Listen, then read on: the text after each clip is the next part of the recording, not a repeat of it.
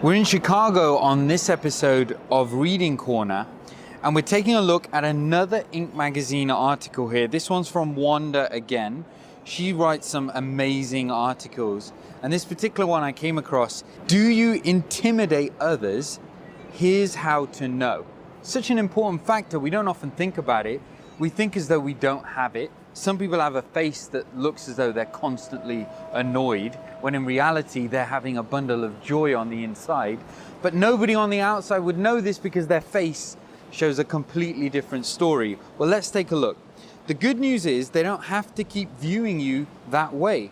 There's nothing wrong with setting your sights high and pursuing your dreams with absolute conviction. However, there's a fine line between doing that and intimidating everybody around you. So number one, eye contact is scarce. When someone is able to look at you in the eye, it signals they are willing to be vulnerable around you and feel safe. It also shows they're interested in you. We talk about this in our training sessions, how the power of communication starts often with a sustained period of eye contact. Number two here is the body language. If we're too protective, if we're closed off, that could give a certain vision. But also, if we're too aggressive and we're putting our hands on hips and we're having an impression with the people around us, this can be viewed as aggressive, even though you just may be confident and be doing something in a certain way that shows, no, I'm feeling confident about my topic, but the impression is you're aggressive. You're alone in the office, even with an open door policy. That's an interesting one. This is easily expanded to non-physical areas such as phone calls or emails. If you tell others that you're free to contact you and they still stay away, that's a big tip-off. They don't feel comfortable approaching you with problems or questions. There are clients that I work with that stand there on the floor and they have an open door policy, but people aren't willing to go up to them. And that's an issue. It doesn't matter what you're showing, what are other people feeling, and the question is why.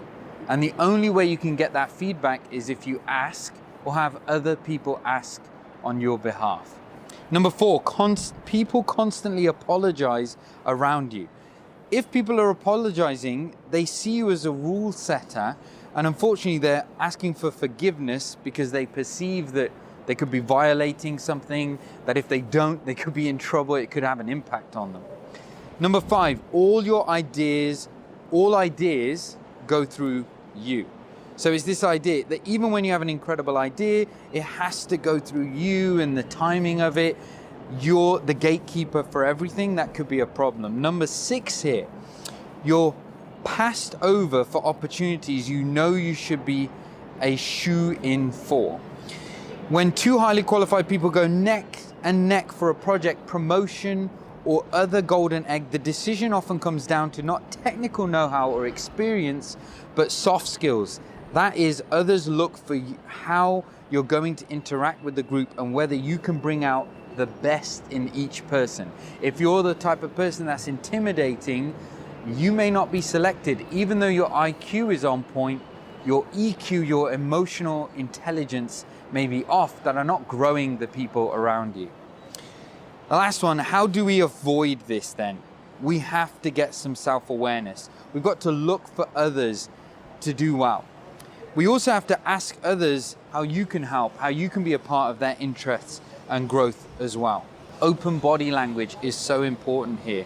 Maintaining good eye contact. These are all things we talk about. Active listening. Small acts of service here. Be continuous, a lifelong learner, showing that you don't know it all and you're willing to learn. That's, in fact, I love to end on that point because that's what Reading Corner is all about. Even though I run this part of the business that's all about delivering soft skills training to Fortune 500 companies, I'm constantly in the development of, can I learn more? So thank you, Wanda, for another wonderful article on this. I look forward to more.